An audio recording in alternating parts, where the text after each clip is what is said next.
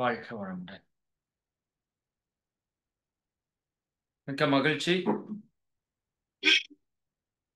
நாம இயற்கை வாழ்வியல் அப்படிங்கிற மிக ஒரு ஆழமான சிந்தனையில இது 3வது தொடர் சிந்தனையாக இன்னைக்கு உங்களுக்கு வரப்போகுது. இதுல முதல் முறை இந்த வகுப்புல அட்டன் பண்றவங்க தயவு செஞ்சு இதுக்கு முன்னாடி ஒரு 2 சிந்தனை நாம பேசியிருக்கிறோம். அது வேணா இந்த வீடியோவோட கீழே டிஸ்கிரிப்ஷன்ல கொடுக்குறோம். நம்ம குரூப்ல எல்லாத்துலயும் ஷேர் பண்றோம். நீங்க அந்த 3ஐயும் ஒருங்கிணைச்சு பார்த்தீங்கன்னா உங்களுக்கு ஒரு முழுமையான ஒரு புரிதல் நிகழும். அதாவது நான் ஒரு 6 நாள் இயற்கை வாழ்வியல் கேம்ப் ஒன்று அட்டன் பண்ணிட்டு வந்தேன். அதுல சொல்லிக் கொடுக்கப்பட்ட விஷயங்களை நான் ஃபாலோ பண்ணேன். இன்னைக்கு 26வது நாள், 18/9/2025 தொடங்கின அந்த நிகழ்வு இன்னைக்கு 26வது நாள். இன்னைக்கு விரதம் இருந்து 5 மணிக்கு அதை நிறைவு செய்து உங்க கூட பேசிட்டு இருக்கேன். இது முழுமையா நான் அதை செய்து பார்த்து எனக்கு வந்த அனுபவத்தை வைத்துதான் நான் உங்ககிட்ட இது இவ்வளவு தூரம் பேசிட்டு இருக்கேன். அது கேட்டுக்கிற ஒவ்வொருத்தவங்களுக்கும் நல்லா தெரியும். இப்போ நம்ம எல்லோருடைய நோக்கமும் மகிழ்ச்சியாக வாழ்வது என்பதை நீங்க எப்பவுமே மறக்கக்கூடாது. இது ரொம்ப ரொம்ப முக்கியமான விஷயம். அப்ப நம்ம மகிழ்ச்சியா வாழ்றதுக்கு எது நமக்கு ரொம்ப முக்கியம் அப்படின்னா, மனம்தான் முக்கியம் என்று ஒரு பக்கம் நம்ம சொன்னாலும், அந்த மனம் என்பது எங்க இருக்குதுன்னா நம்ம உடல்ல தான் இருக்குது. இப்போ உடலும் மனமும் ஒன்றிணைந்து இயங்கக்கூடிய ஒரு செயல்பாடு தான் நம்முடைய வாழ்க்கையா இருக்குது. பட் இந்த உடலினுடைய தேவை என்பது வேறையாக இருக்கிறது, மனதினுடைய தேவை என்பது வேறையாக இருக்கிறது, இல்லையா? பசிக்குது அப்படின்னா இந்த உணவு சாப்பிட்றதுக்கு ஏதாவது கொடு அப்படின்னு கேட்கும். குறிப்பா சத்தானதா, ஆரோக்கியமானதா, இல்ல நல்லா அங்க அங்க உணவுல ஒரு 3 வார்த்தை ரொம்ப சொல்லுவாங்க. நீங்க எந்த உணவை சாப்பிட்டாலும் 3 இருக்குதான்னு பார்க்கணும். சரிங்களா? நீர்ச்சத்து. ஏன்னா அந்த உடம்பு 72% நீரால் ஆனது. அப்ப நீர் சத்து இருக்கணும். 2வது நார் சத்து. அது உடம்புக்குள்ள போய் ப்ராப்பரா ப்ராசஸ் ஆகி கழிவு முழுக்க வெளியே போகணும்னா நார் சத்து. 3வது உயிர் சத்து. உயிர் சத்து. நான் அங்க போய் துவரப்பருப்பை முழு பருப்பை பார்த்தேன். சரிங்களா? நான் வேற எங்கேயும் அதை பார்த்தது இல்லை. துவரப்பருப்பு நம்ம உடைச்சு தானே யூஸ் பண்றோம். உடைச்சிட்டீங்கன்னா அதுக்கப்புறம் அது தண்ணியில போட்டா அதுல உயிர் பிடிக்காது. பச்சை பயிறு தண்ணியில போட்டு வச்சீங்கன்னா முளை வருது இல்லையா? அப்படி துவரப்பருப்பு வருமானா வராது. பாசிப்பயிறு உடைச்சிட்டீங்கன்னா வராது. நிலக்கடலை உடைச்சதுக்கு அப்புறம் வராது. கொண்டக்கடலை வரும். ஆனா அப்ப எது முழுமையான உயிராற்றலை தன்னோடு கொண்டு இருக்கிறதோ அதுதான் நம்ம உயிருக்கான உணவு என்பது அவங்களோட கருத்து. ரொம்ப அற்புதமான விஷயமா இருந்தது அது. அப்போ நம்ம உடல் கேட்பது சத்தான, சுத்தமான, ஆரோக்கியமான உணவை. ஆனால் இந்த மனம் கேட்பது எப்படி கேட்குது? நல்லா டேஸ்டா, நல்லா வெரைட்டியா, இல்லையா? அப்படி மனசு கேட்குது. இப்ப உடல் ஒன்ன கேட்குது, மனசு ஒன்ன கேட்குது. அதுக்கு ஒரு உதாரணம் அங்க சொன்னாங்க, நல்ல உதாரணம். ஒரு ரூம்ல 3 பேர் இருக்காங்க. ஒரு ஃப்ரெண்டு நல்லா புது ட்ரெண்டில் ஒரு பாட்டு, டியூடில் ஒரு பாட்டு போட்டுட்டு சரிதானா குளிக்கிறதுக்கு போறாரு. அந்த பாட்டு கேட்டுட்டே குளிக்கிறாரு, ஒரே டான்ஸ். அங்க இன்னொரு ஃப்ரெண்ட் இருக்கிறாரு, அவருக்கு அந்த பாட்டே பிடிக்கல. சரியா, எவன்டா இப்படி காட்டு கத்து கத்திட்டு கிடக்கிறான்னு சொல்லி அதைய மாத்தி அமைதியான ஒரு பாட்டை அவர் போடுறாரு. இவர் கொஞ்ச நேரம் குளிச்சுட்டு வந்ததுக்கு அப்புறம் எவன்டா பாட்டை மாத்துனன்னு சொல்லி அவரு மாத்துறாரு. அவர் போனதுக்கு அப்புறம் இவர் மாத்துறாரு. இப்ப 2 பேரும் சண்டை போட்டே இருப்பா. இந்த 3வது ஒருத்தர் இருந்தாலும் அவன் கிளம்பி வெளியே போயிட்டான். சரிங்களா? அந்த 3வதா இருக்கிற நபரோட பேர் ஆத்மநாபன் அப்படின்னு ஒரு பேர் சொன்னாங்க. அதை வச்சு எனக்கு அது மைண்ட்ல இருந்துச்சு. அதாவது இந்த உடல் ஒரு ஒரு ஒரு கேரக்டர், மனசு ஒரு கேரக்டர். 2 ஃப்ரெண்டு, இவனுக்கு ஒன்று பிடிக்கும் அவனுக்கு ஒன்று பிடிக்குன்னு 2 பேர் சண்டை போட்டே கிடந்தாங்கல்ல. இந்த 2 பேர் சண்டை போட்டே கிடந்தா ஆத்மான்னு ஒன்று இருக்குல்ல, அது வெளியே போயிடும். சரிங்களா? அப்ப இந்த உண்மை விஷயத்தை நம்ம புரிந்து நம்ம உடலையும் மனதையும் சமநிலைக்கு கொண்டு வரணும். உண்மை நிலை தெளிவுக்கு அதை கொண்டு வரணும். அப்ப நம்ம வாழ்க்கையில நம்ம முழு மகிழ்ச்சியா இருக்க முடியும். முழு மகிழ்ச்சிக்கு அடிப்படை என்ன? முழு ஆரோக்கியம். சரிங்களா? அதனால இந்த மாதம் அந்த பட்டறை வகுப்பு கூட முழுக்க முழுக்க ஆரோக்கியம் சார்ந்த ஒரு பட்டறை வகுப்பா கொடுக்கணும்னு திட்டமிட்டு இருக்கிறோம். அப்போ அந்த ஆரோக்கியம் இருந்தால் மட்டும்தான், உங்க உடல் ஆரோக்கியமா இருந்தா மட்டும்தான் நம்முடைய மனம் அமைதியாக இருக்கும். ஆரோக்கியம் இல்லாத உடலிலே நல்ல சிந்தனை தோன்றாது. உங்களுக்கு பலமுறை நான் சொல்லியிருக்கிறேன். எனக்கு வயித்து வலி இருக்குது அப்படின்னா எனக்கு நிறைய கோபம் வரும். யாராவது ஏதாவது சொன்னாங்கன்னா கோபம் வரும், எரிச்சல் வரும். என் வாழ்க்கையை பற்றிய பயம் வரும். என் உடம்புல நோய் இருக்கிறப்ப வாழ்க்கையை பற்றிய பயம் வரும். சரிங்களா? அப்ப என்னுடைய குறைபாடுகள் இருக்கிறப்ப எனக்கு பல்வேறு விதமான தேவையற்ற குணங்கள், எண்ணங்கள் எல்லாம் வெளியே வரும். அப்ப உடல் கெட்டால் உடலுக்குள் இருக்கிற உயிர் கெட்டுவிடும். உடல் கெட்டால் உடலுக்குள் இருக்கிற உயிரிலிருந்து வரக்கூடிய மனமும் கெட்டு போய்விடும். மனம் கெட்டால் குணம் கெட்டுவிடும். இதெல்லாம் கெட்டுச்சுன்னா ஆன்மா வந்த நோக்கத்தை நிறைவு பண்ண முடியாது. அப்ப உடல் ஆரோக்கியத்திற்கு நாம முதலிடம் கொடுக்க வேண்டும். அப்ப உடல் ஆரோக்கியத்துக்கு முதலிடம்னா நமக்கு ஏதாவது நோய் வந்ததுக்கு அப்புறம் போய் மருத்துவமனைகளுக்கு மற்ற இயற்கை மருத்துவங்களுக்கு போய் சரி பண்றதான்னு கேட்டா இல்ல. வள்ளுவத்திலிருந்து பல வேதங்கள்ல அவங்க சொல்ற சாரம் என்னன்னா, மருந்தென வேண்டாவாம் யாக்கைக்கு, அருந்தியது அற்றது போற்றி உனின். அப்ப இந்த உடலுக்கு மருந்து என்று ஒன்று வேண்டாம். அங்க என்ன சொல்றாங்கன்னா, எந்த மருந்து மாத்திரைகளும் தேவையில்லை. அதான் உண்மை. ஏன்னா நம்ம முன்னோர்கள் அப்படி வாழலையே. ஒரு 100 வருஷத்துக்கு முன்னாடி எடுத்துக்கோங்க, என்ன மருத்துவத்துல பார்த்தாங்க? எல்லாரும் மருத்துவமனைக்கு இப்ப போயிட்டு இருக்கிற மாதிரி போய் போய் எல்லா நோயும் வாங்கி இந்த மருந்து சாப்பிட்டு தான் வாழ்ந்தாங்களா? அவங்களுக்கு நோயே இல்லையே. எப்படி வாழ்ந்தாங்க அவங்க?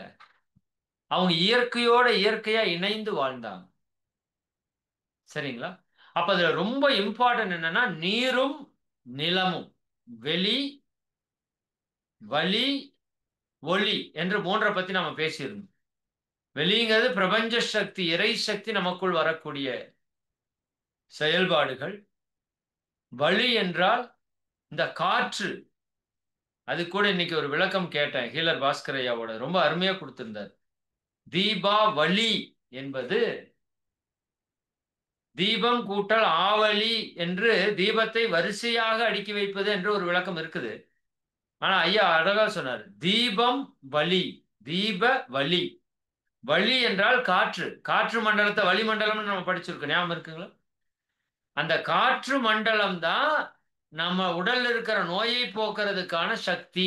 அதை உணர்த்துறது தான் தீபாவளி. நல்ல சிறந்த பொருள் தான், பொருள் புரியக்கூடிய ஒரு வார்த்தை தான். அப்ப இந்த குறிப்பிட்ட காலத்திலே வளிமண்டலம் ரொம்ப அற்புதமா இருக்கும். காற்று ஒரு திசையிலிருந்து தென்கிழக்குல இருந்து, சரி, தென்மேற்குல இருந்து வடகிழக்குக்கு மாறக்கூடிய காலம். இந்த காலத்துல காற்று ஸ்டாண்டர்டா இருக்கும். இந்த ஒரு வார காலத்தை நம்ம நல்லா பயன்படுத்திக்கணும் அப்படிங்கிறத விளக்கமா சொல்லியிருந்தாங்க.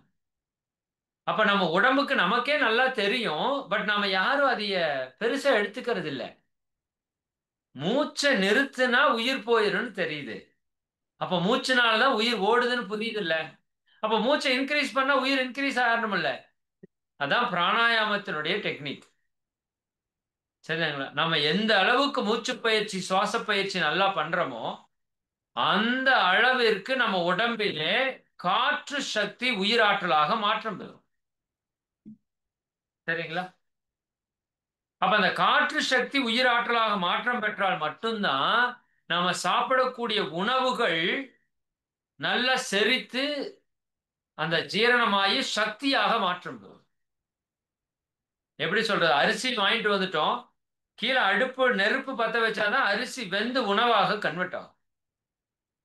அது போல நம்ம எடுக்கிற சத்துக்கள் எல்லாம் உடம்புக்குள்ள செல்களுக்குள்ள போயிடும். அங்க மைட்டோகாண்ட்ரியா இருக்கும். மைட்டோகாண்ட்ரியாவுக்கு ஆக்சிஜன் போனாதான் அது அடுப்பு மாதிரி எரிஞ்சு அந்த சக்தியை சத்து பொருளாக, சக்தியாக மாற்றும்.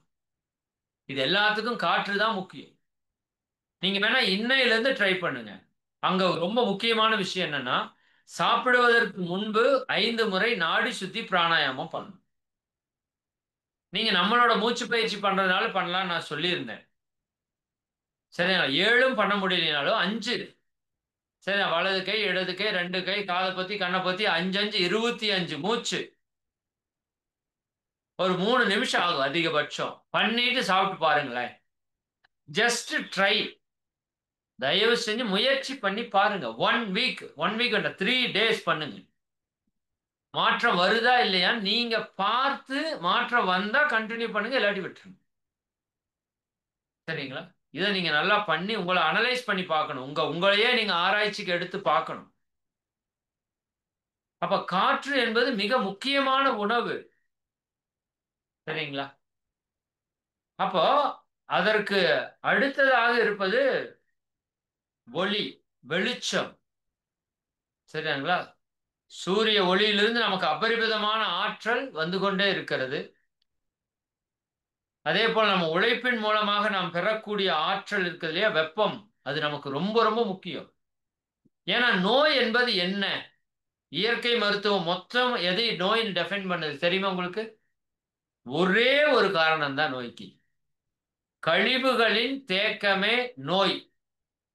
கழிவுகளின் நீக்கமே ஆரோக்கியம். இது எழுதி வச்சுக்கோங்க. எனக்கு இந்த நோய் அந்த நோய் சரிதானா? இப்ப என்சைக்ளோபீடியா ஓபன் பண்ணீங்கன்னா 4448 இல்ல 40,000 நோய்களுக்கும் டெபினேஷன் கொடுத்திருப்பான். ஆனால் நோய் ஒன்றே ஒன்றுதான். நீங்கள் புரிந்து கொள்ளுங்கள். கழிவுகளினுடைய தேக்கமே நோய். கழிவுகளினுடைய நீக்கமே ஆரோக்கியம். அப்ப இந்த இயற்கை வாழ்வியல் என்ன பண்றாங்க? நம்ம உடலுக்குள்ள இருக்கிற கழிவுகள் தானாக வெளியேறுவதற்கான ஒரு ஏற்பாடு. இனி கழிவுகள் சேராமல் இருப்பதற்கான ஏற்பாடு. சரிங்களா? நம்ம எல்லாருக்குமே தெரியும். மலச்சிக்கல் பல சிக்கலுக்கு காரணம் என்பது யாருக்கு தெரியாது? நான் பல நாளா சொல்லிட்டே இருக்கிறேன். நிறைய இயற்கை ஆராய்ச்சியாளர்கள், ஆய்வாளர்கள் சொல்றாங்க. உங்க உடலிலே நோய்க்கு 2 காரணம். ஒன்று அஜீரணம், நல்ல செரியாமை. சரி, நீங்க சாப்பிட்டது, அருந்தியது, அது நன்றாக செரித்து சீரணித்து சக்தியாக மாற்றப்பட்டு அந்த கழிவுகள் எல்லாம் வெளியே அற்றது போற்றி உனின். இங்க என்ன முக்கியத்துவம் சொல்றாங்கன்னா, நீங்க சாப்பிடுற உணவுப் பொருளுக்கு எவ்வளவு முக்கியத்துவம் கொடுக்கிறீர்களோ அதை விட ஒரு படி மேலே உங்களிடமிருந்து வெளியே போற கழிவுகளுக்கு முக்கியத்துவம் கொடுக்க வேண்டும். டாய்லெட்ல பார்க்கணும், நான் நேத்து சாப்பிட்டது போயிருச்சா. இது பார்க்கற கேட்கறதுக்கு உங்களுக்கு கொஞ்சம் இதா இருக்கும், பட் உண்மை அதுதான். சரிதானா?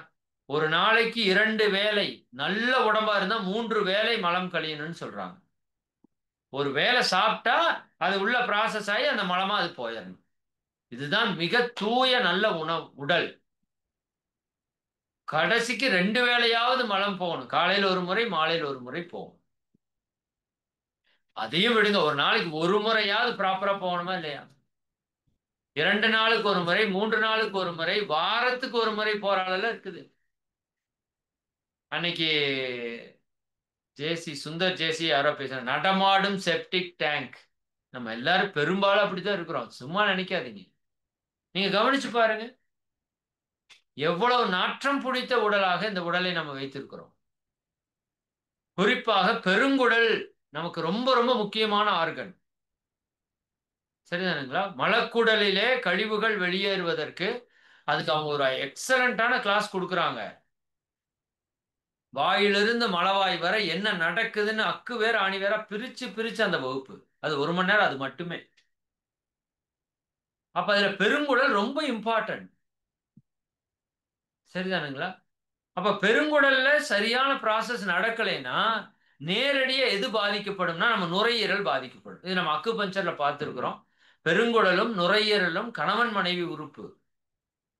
உங்களுக்கு நுரையீரல் பாதிக்கப்பட்டால் பெருங்குடல் பாதிக்கும், பெருங்குடல் பாதிக்கப்பட்டால் நுரையீரல் பாதிக்கும். எப்படி நாங்க உணர்றது? ஒண்ணு இல்லை, நீங்க காலையில எந்திரிச்சோடனே மூச்சை 2 தடவை இழுத்து விடுங்க. கவனிச்சுக்கோங்க எப்படி வருதுன்னு. டாய்லெட் போயிட்டு வாங்க, இப்ப மூச்சை இழுத்து விடுங்க, எப்படி வருதுன்னு நீங்களே கவனிச்சுக்கலாம். பெருங்குடல் சுத்தம் ஆயிருச்சுன்னா மூச்சு ஃபுல் ஃப்ரீ ஃப்ளோல போகும். நிறைய பேர் நல்லா மலம் போனதுக்கு அப்புறம் மூக்குல தண்ணீர் கூட சொட்டு சொட்டா வர்றதை நீங்க கவனிக்கலாம். அப்ப நம்ம சுவாசம் ரொம்ப முக்கியம், அதுக்கு பெருங்குடல் ரொம்ப முக்கியம். அப்ப மலம் உடலிலே தங்கக்கூடாது. சரிங்களா? இப்ப மலம் ஏன் தங்குகிறது? நம்ம உடலிலே நார்ச்சத்து, நீர்ச்சத்து, உயிர் சத்து பற்றாக்குறையாக இருக்கு. சாப்பிட்றது அத்தனை உணவும் வெரி மேக்சிமம் உணவு கார்போஹைட்ரேட் என்று சொல்லக்கூடிய அந்த மாவுச்சத்து உணவை தான் வெரி மேக்சிமம் எடுக்கிறோம். அதுதான் நம்ம உணவுல மிகப்பெரிய தவறு. நாம இன்னைக்கு ஃபாலோ பண்ணிட்டு இருக்கிற உணவு சிஸ்டம் சரியான சிஸ்டமே இல்லை. சரி, அவங்க ஒரு அற்புதமான சிஸ்டத்தை நமக்கு கொண்டாந்து கொடுக்குறாங்க. அவங்க சொல்லக்கூடிய உணவு, நான் மறுபடியும் சொல்றேன், இதுல என்னால் முழுமையா சொல்ல முடியாது. இதை மட்டும் வைத்துக்கொண்டு நீங்க செயல்படுவது என்பது எந்த அளவுக்கு சாத்தியம்னு தெரியல. ஆனா புரிஞ்சுக்கோங்க. ஆனா அந்த வகுப்பை முழுசா அட்டன் பண்ணிட்டு அதுக்கப்புறம் அதை நீங்க ப்ராப்பரா ஃபாலோ பண்ணா இன்னும் நீங்க ஆகச்சிறந்த முறையில் அதை பதிவு பண்ண முடியும். எனக்கு சில நேரத்தில் நான் யோசிக்கிறது கூட உண்டு, நான் இந்த மாதிரி சொல்லி இதனோட முக்கியத்துவத்தை குறைச்சிடணும் அப்படின்னு ஒரு பயம் எனக்கு இருக்கு.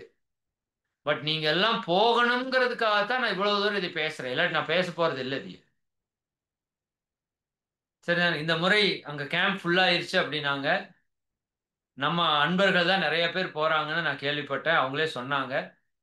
அதனால இது அவங்க வாழ்க்கையில மாற்றத்தை ஏற்படுத்தணுங்க. நான் என்ன கேட்டா என்னன்னா, இறை சாதனை மார்க்கத்தில் இருக்கிறவங்க நோய் இல்லாம இருப்பாங்க. இதான் ஃபர்ஸ்ட் குவாலிஃபிகேஷன்.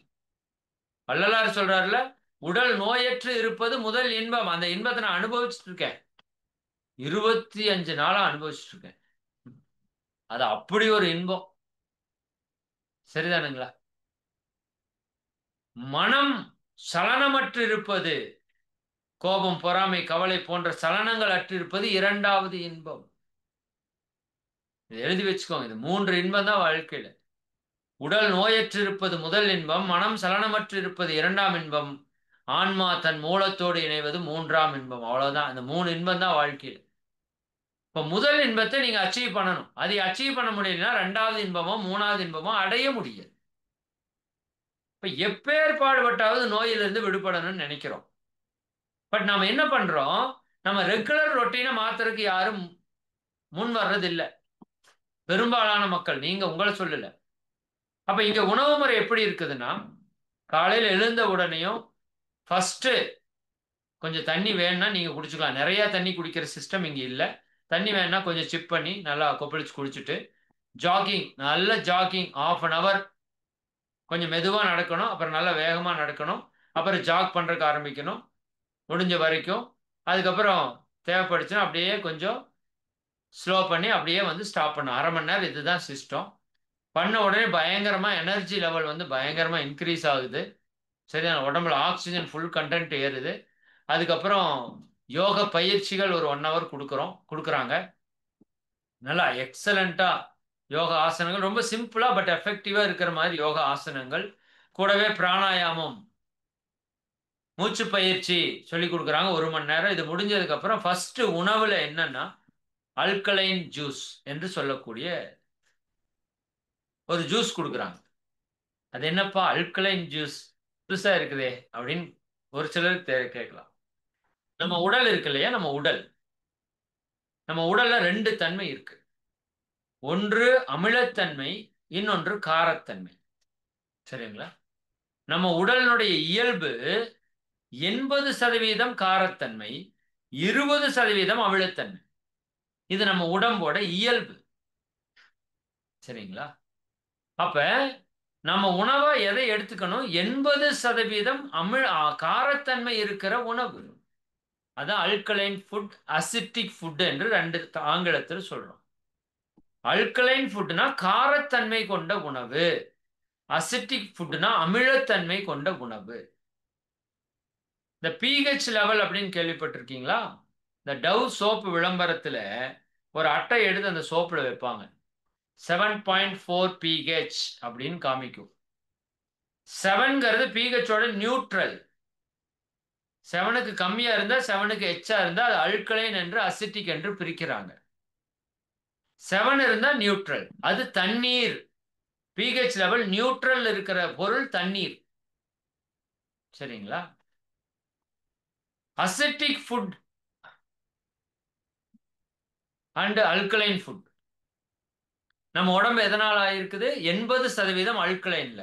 அப்ப நம்ம உடம்புக்கு எதை நம்ம கொடுக்கணும்? 80% அல்கலைன் கொடுக்கணும். பட் நாம என்ன பண்றோம்? 80% அசிட்டிக் ஃபுட்டை கொடுக்கிறோம்.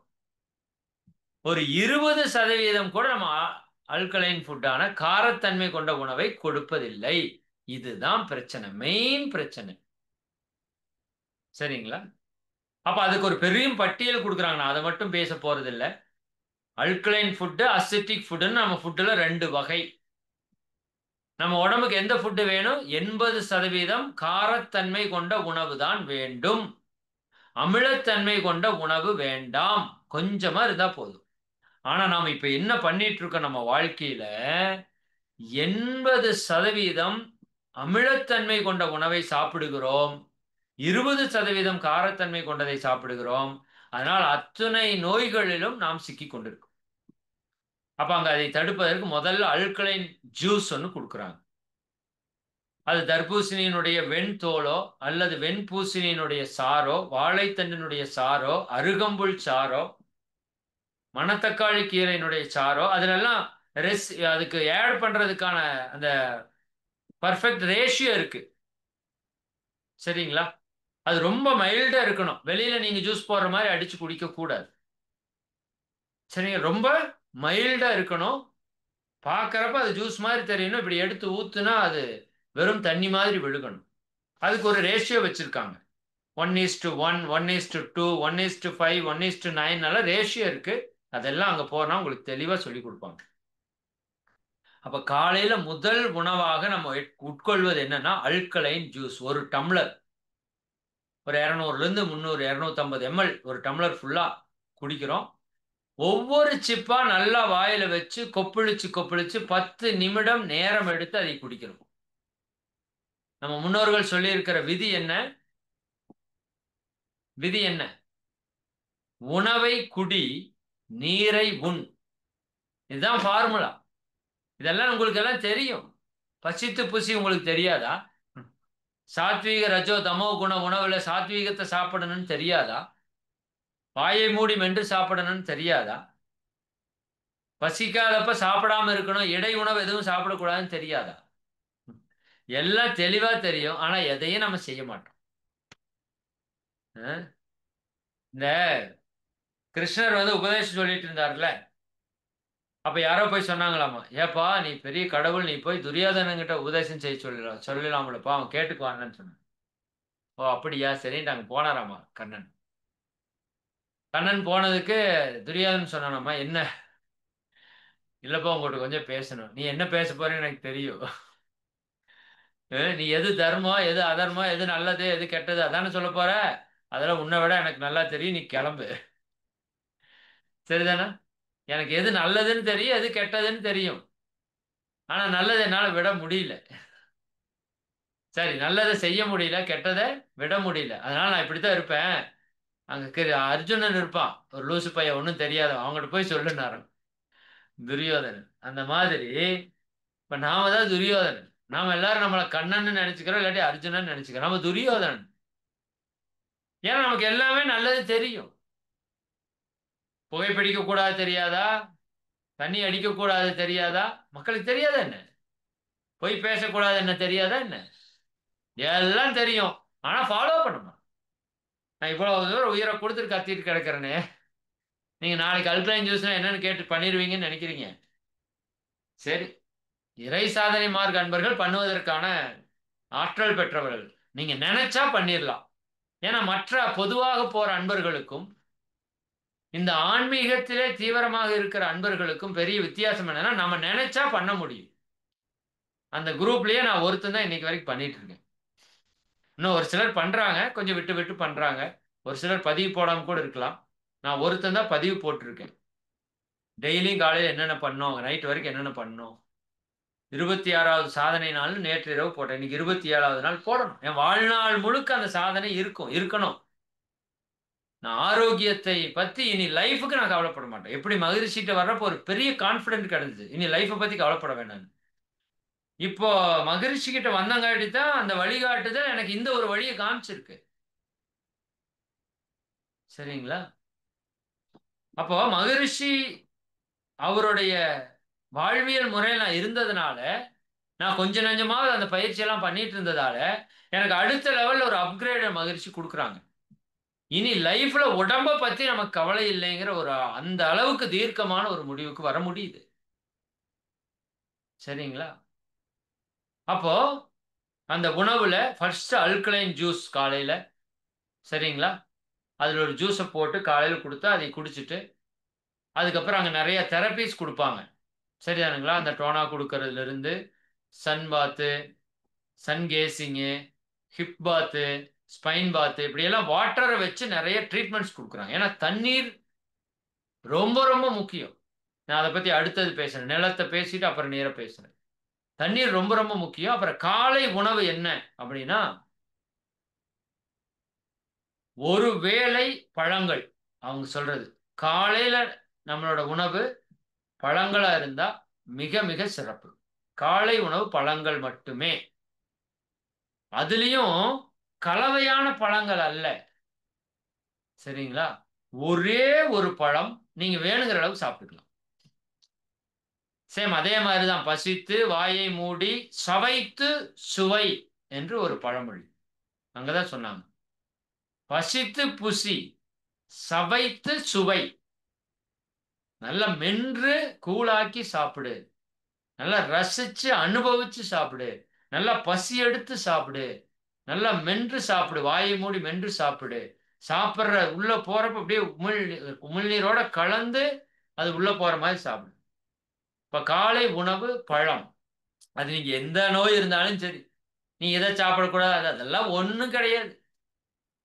இதெல்லாம் நமக்கு நாமே போட்டு வச்சிருக்கிற கண்டிஷன்ஸ். அங்க ஒரு விஷயம் சொன்னாங்க, எனக்கு ஞாபகத்துக்கு வருது.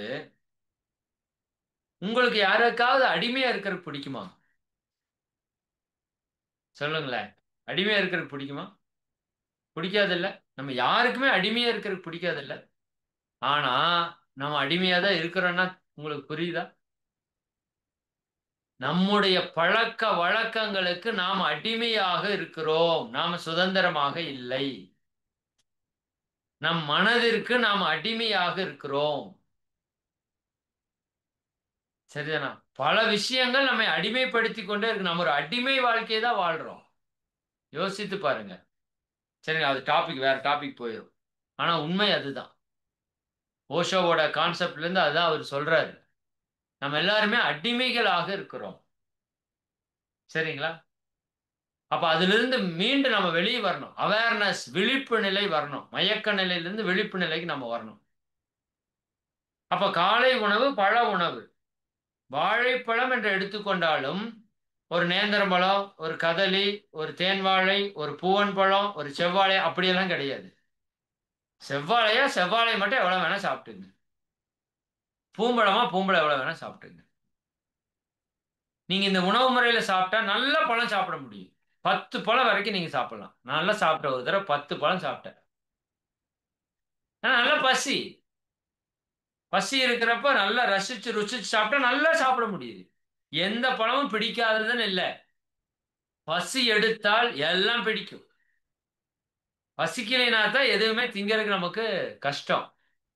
அது இந்த உடம்பு அப்படி இருக்கிற உணவை தான் கேட்கும். குடு குடுன்னு கேட்கும். ஆனா இந்த மனசு தான் கொஞ்சம் என்ன பண்ணும், சஞ்சலப்படும். அப்ப நீங்க என்ன பண்ணணும்னா இந்த சொல்ற உணவு முறைய நீங்க எடுத்து பிராக்டிஸ் பண்ணி பார்த்து உங்க உடல்ல மனதுல அனுபவத்தை ரெக்கார்ட் பண்ணி வைக்கணும். ஏன்னா இந்த மைண்டுக்கு அதுக்கு ஒரு அனுபவம் கிடைச்சிருச்சு. இப்ப நான் இவ்வளவு தூரம் இதை ஃபாலோ பண்றேன்னா என் மனசுக்கு ஒரு அனுபவம் கிடைச்சிருச்சு. அது பார்த்துருச்சு. என் உடம்பு நல்லா இருக்கிறத பார்த்துருச்சு. என் உடம்பு ஆரோக்கியமா இருக்கிறத பார்த்துருச்சு. என் கழிவுகள் ப்ராப்பரா நீங்கிறத பார்த்துருச்சு. அந்த அனுபவம் கிடைச்ச உடனே மனசுக்கு ஒரு பெரிய கிரிப் கிடைச்சிருச்சு. நான் இப்ப சொல்றது நீங்க என்ஜாய் பண்ணி உணர்வுபூர்வமா பண்ணி அனுபவிக்கணும். கட்டாயப்படுத்துனீங்கன்னா அதுவே உங்களுக்கு ஆப்போசிட்டா மாறிடும். உங்க மனசை மட்டும் போட்டு கட்டுப்படுத்தி நீங்க இதை பண்ணீங்கன்னா தூக்கி வீசிடுறது. சரிங்களா? அதுல ரொம்ப கவனமா இருக்கு. மனதை அடக்க நினைத்தால் அலையும், அறிய நினைத்தால் அடங்கும். அப்ப மனதிற்கு இந்த தெளிவு அதுக்கு வந்து எக்ஸ்பீரியன்ஸா கொடுக்கணும். அப்ப மனசு உங்க நண்பன் ஆயிரும். உங்க மனசே சொல்லும். ஏய் காய்கறி இன்னைக்கு இயற்கை மார்க்கெட் போய் எல்லா காய்கறியும் வாங்கிட்டு வந்திருக்கேன். சரிதானுங்களா? அப்ப இதெல்லாம் உங்க மனசே எல்லாமே திட்டமிட்டுக்கும். ஆனா மனசு சப்போர்ட் பண்ணணும். மனசு ஆப்போசிட் பண்றதுக்கு விடக்கூடாது. அப்ப அதுக்கு ஒரு எக்ஸ்பீரியன்ஸ நீங்க குடுக்கணும். இந்த வாழ்வியல்ல வந்து ஒரு எக்ஸ்பீரியன்ஸ் அதுக்கு பதிவு பண்ணணும். அப்ப காலையில ஒரு ஒரு வேளை பழம் மட்டுமே, ஒற்றை பழம், மோனோ ஃப்ரூட்ஸ், ஒற்றை பழம். சரி, அது எவ்வளவு வேணா நீங்க சாப்பிட்டுக்கலாம். நல்லா சாப்பிட்டீங்களா? ஒரு 8ல இருந்து 9க்குள்ள சாப்பிட்டுருங்க. சரிங்களா? அதுக்கப்புறம் மத்தியானம் வரைக்கும் எந்த உணவும் சாப்பிடக்கூடாது. எந்த உணவும் டீ, காபி, சுக்கு காபி, பால் கூட ஜூஸ், நோ, நோ, நோ.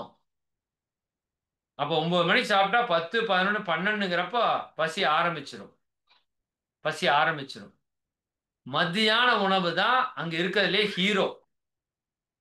சரியா? 3 வேளை உணவுல ஹீரோ யாருப்பா அப்படின்னா மத்தியான வேலை உணவு தான். அது நம்மளுக்கு புது உணவு. நீங்க கொஞ்சம் கஷ்டப்படுவீங்க புதுசா இதை சாப்பிட்றப்ப. கஷ்டமெல்லாம் இல்ல, ஈஸியா தான் இருக்கும். காய்கறி கலவை அதான் உணவு.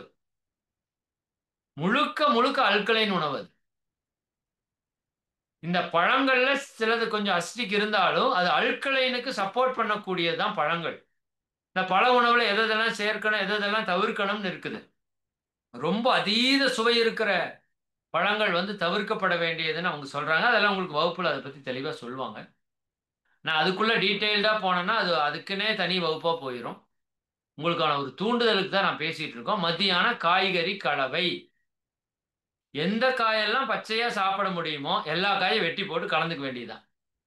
கேரட் சாப்பிடலாம், பீட்ரூட் சாப்பிடலாம், தேங்காய் சாப்பிடலாம், வெள்ளரிக்காய் சாப்பிடலாம், பீர்க்கங்காய் சாப்பிடலாம், காலிஃப்ளவர் சிரவி சாப்பிட்டோம், முட்டைகோசு சிரவி சாப்பிட்டோம், கேப்சிகம் குடமிளகாய் சிரவி சாப்பிட்டோம், வெண்பூசணியை சிரவி சாப்பிட்டோம்.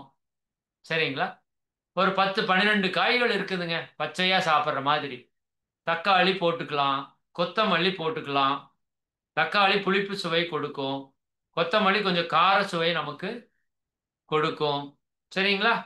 இதெல்லாம் போட்டு நிறைய காய்கறிகளை அப்படியே துருவி போட்டு நீங்க அப்படியே சாப்பிடணும். இதுலதான் அந்த இயற்கை வாழ்வியலோட ஹைலைட்டே இருக்கு. இது மொத்தமா முழுக்க முழுக்க அல்கலைன் உணவு, காரத்தன்மை கொண்ட உணவு. நம்ம உடம்புக்கு அப்படியே எப்படி இருக்கும்னா உங்களுக்கு அப்படியே பிரியாணியும் புரோட்டாவும் பூரியும் போட்டு அப்படியே கொண்டாந்து வச்சா உங்களுக்கு எப்படி இருக்கும் குஷியா? அந்த மாதிரி உங்க உடம்புக்கு அப்பாடா இவனுக்கு என்ன புத்தி வந்துருச்சாட்டு இருக்குடா, கண்டதெல்லாம் போடுவானேடா, இன்னைக்கு என்ன நம்மளுக்கான உணவு கொடுக்குறானேன்னு உங்க உடம்பு அப்படியே குஷி ஆயிரும். ஆனா உங்க மனசு கொஞ்சம் சங்கடப்படும். ஏன்டா எப்படி இருந்தனா என்ன இப்படி பண்ணிட்டீங்களேடா அப்படிங்கும். பட் கொஞ்ச நாளைக்கு அங்க அதனாலதான் 6 நாள் கேம்ப். 6 நாள் நீங்க எக்ஸ்பீரியன்ஸ் பண்ணிடுவீங்க, உணர்ந்துருவீங்க. உணர்ந்துட்டு அப்புறம் மாற முடியாதுல்ல. அதனால அந்த கேம்ப் அவங்க ஏன் 3 நாள் கூட நடத்த முடியும், அவ்வளவுதான் கண்டென்ட். பட் அவங்க ஏன் 3 நாள் நடத்தலைன்னா அந்த எக்ஸ்பீரியன்ஸை நம்ம ஃபீல் பண்ணணும், அதுதான் முக்கியம் அங்க. எக்ஸ்பீரியன்ஸை ஃபீல் பண்ணிட்டா அதுக்கப்புறம் நீங்க பேக் எடுக்கிறதுக்கு வாய்ப்பே கிடையாது. அந்த அளவுக்கு ஸ்ட்ராங்கா எக்ஸ்பீரியன்ஸ் நடக்குதாங்க. சரிங்களா? அப்ப மத்தியானம் நீங்க வேணுங்கிற காய்கறிகளை கட் பண்ணி தனித்தனியாகவும் சாப்பிடலாம், அல்லது சிறுகி போட்டு எல்லாத்தையும் கலந்தும் சாப்பிடலாம். உங்களுக்கு எப்படி பிடிக்குதோ சாப்பிட்டுக்கலாம். அதுல மெயின் என்னன்னா ஒரு நீர்க்காய் இருக்கணும், ஒரு கெட்டித்தன்மை இருக்கிற காய் இருக்கணும். சரி, ஒரு நீர்க்காய், நீர்த்தன்மை கொண்ட காய் இருக்குல்ல, வெண்பூசணி இருக்குது, வெள்ளரிக்காய் இருக்குது, பீர்க்கன்காய் இருக்குது. இன்னும் மேராக்காய் போட்டாங்க, சூப்பரா இருந்தது, சான்ஸே இல்லை. மேராக்காய் அவ்வளவு நல்லா இருந்தது பச்சையா சாப்பிட்றதுக்கு. தனியா சாப்பிடல, அப்படியே கலவையா சாப்பிட்றப்ப அவ்வளவு சூப்பரா இருந்தது. அப்ப அந்த காய்கறி கலவை சாப்பிடும்போது ஒரு 350 கிராம் நமக்கு வெயிட் போட்டு கொடுக்குறாங்க. 350 கிராம்ல இருந்து 400 கிராம் வரைக்கும் நம்ம சாப்பிட முடியும். ஈஸியா சாப்பிடலாம். ஒரு கை எடுத்தாலே 50 கிராம் வந்துடுது. 7 வாய் தான் போட்டு நல்லா மென்னு. இதுல என்ன ஒரு பெரிய பியூட்டினா, நீங்க இந்த உணவை வாய மூடாம மெல்லாம சாப்பிட முடியாது. நீங்க வேணா இன்னைக்கே கூட செக் பண்ணி பாருங்க. நீங்க சமைச்ச உணவை தான் லபக்கு லபக்குன்னு தள்ள முடியும். தேங்காய் ஒரு பீஸ் எடுத்துக்கங்க, வாயில போட்டு லபக்குன்னு தள்ளுங்களேன் பார்ப்போம். சும்மா டெஸ்ட் பண்ணி பாருங்க. தேங்காய் ஒரு பீஸ் எடுத்துங்க, அல்லது கேரட் ஒரு பீஸ் எடுத்துக்கங்க, வாயில போட்டுருங்க. நீங்க வாய் திறந்து வேணாலும் மெல்லுங்களேன், அது மெல்ல முடியுதா முடியலையா என்னதான் நடக்குதுன்னு பாருங்க. நீங்க மென்னு அரைச்சு கூழாக்காம அந்த உணவு எதுவுமே உள்ள போகாது, இயற்கையாவே போகாது. அப்ப 2 வேளை உணவு நீங்க எப்படி சாப்பிடுறீங்க? ஒண்ணு பசித்து தான் சாப்பிடுறீங்க, 2வது வாயை மூடி மென்று தான் சாப்பிடுறீங்க. சாப்பிடுறது 2 இயற்கை சமைத்த உணவு. அதான் அவங்க சொல்றாங்க, அற்புதமான வார்த்தை. இப்ப நாம் எப்படி குக்கர்ல வச்சு சமைச்சு சாப்பிடுறோமோ, அப்படி அந்த இயற்கையே பஞ்சபூதங்களே சமைத்த உணவு தான் பழங்கள், காய்கறிகள். பழங்கள் ஃபர்ஸ்ட் ப்ரிஃபரன்ஸ், காய்கறிகள் செகண்ட்.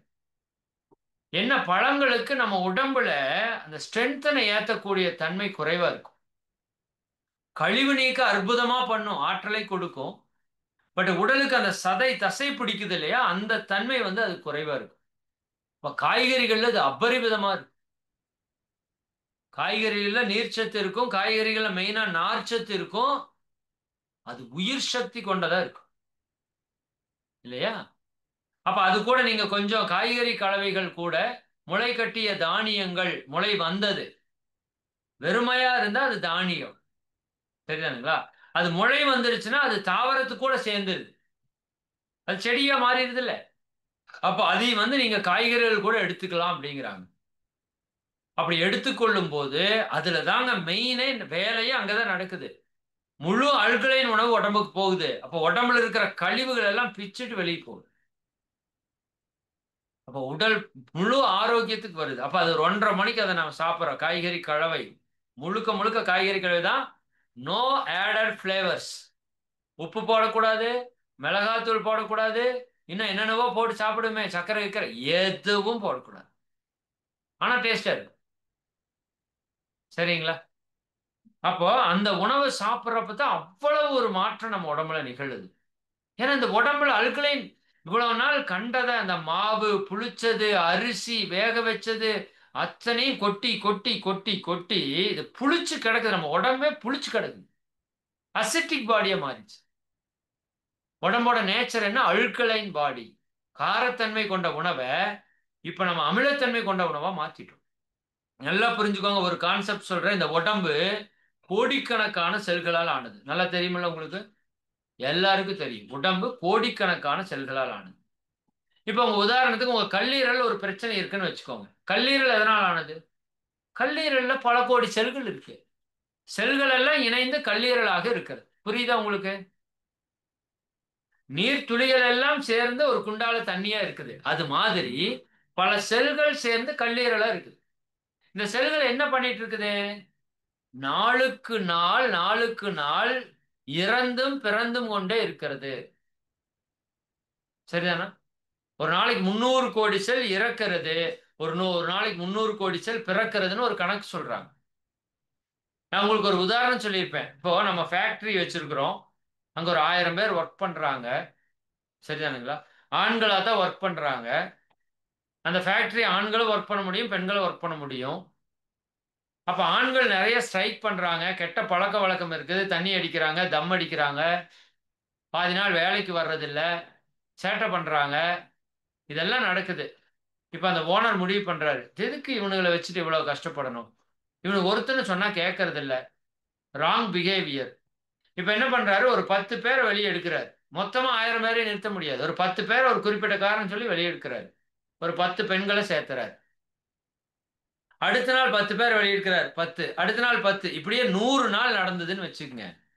100வது நாள் மொத்தமா இருந்த 1000 ஆண்கள் வெளியே போயிருப்பாங்க, 1000 பெண்கள் புதிய வந்திருப்பாங்க. அந்த ஃபேக்டரியே பெண்கள் இருக்கிற அற்புதமான ஃபேக்டரியா மாறிடும். இது உதாரணத்துக்கு சொல்றேன். பழைய செல்கள்ல, நம்ம உடம்புல இருக்கிற பழைய செல்கள்ல கண்டதை சாப்பிட்டு கழிவுகள் ஏறி கெட்டு கிடக்கு. இப்ப இந்த நல்ல உணவை நீங்க சாப்பிட ஆரம்பிக்க ஆரம்பிக்க புதிய செல்கள் உற்பத்தி ஆகும், புதிய செல்கள் உற்பத்தி ஆகும். அப்ப உங்க கல்லீரலே புதுசா மாறிடும். உண்மை அதுதான். இந்த ஆற்றிலே நீர் ஓடிக்கொண்டு இருக்குது இல்ல, இந்த செகண்ட் பார்த்த நீர் அடுத்த செகண்ட் இருக்காது. கரெக்டா? மாறிக்கொண்டே இருக்கும். அது போல நம்ம உடல்ல செல்கள் மாறிக்கொண்டே இருக்கும். நீங்க நுரையீரல் பிரச்சனையா பயப்பட வேண்டாம். நுரையீரல புதுசா மாத்திக்கலாம். டிரான்ஸ்பிளான்ட் பண்றாங்கல்ல சர்ஜரியில, ஹார்ட் டிரான்ஸ்பிளான்ட். நீங்க வெளியில இருந்து எடுத்து உள்ள இருந்து எடுத்து மாத்தியெல்லாம் வைக்க வேண்டாம். நீங்க சாப்பிடுற உணவு சரியா சாப்பிட்டாலே தானாக புது ஹார்ட் வந்துரும்.